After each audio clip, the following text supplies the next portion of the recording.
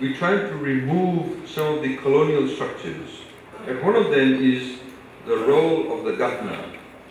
When Fiji was a colony, like all other colonies, in particular the British colonies, the governor was the person. Nothing basically moved without the governor approving. As you know, the governor appointed the members to the, at that time initially it was called the Native Council, the GCC, then it became the Great Council of Chiefs. He appointed members to the Legislative Council. He was also the Commander-in-Chief of the British forces in Fiji, or the military. And no law became law unless he signed.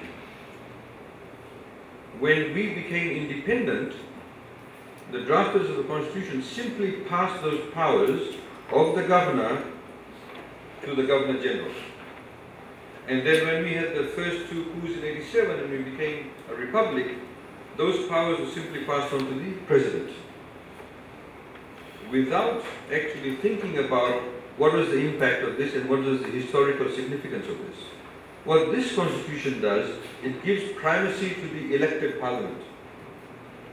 So wherever possible, the elected parliament, who will be elected by you, some of you may become actually members of parliament, will have primacy, will be the main body, because it represents the will of the people.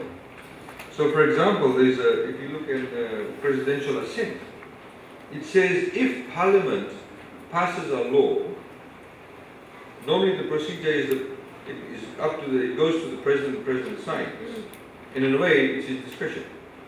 There's silent on it. What this says, when the Parliament approves, the elected Parliament approves a law, it goes to the President, he must sign it within 7 days.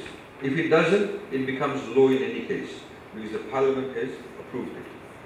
So that's what this section does.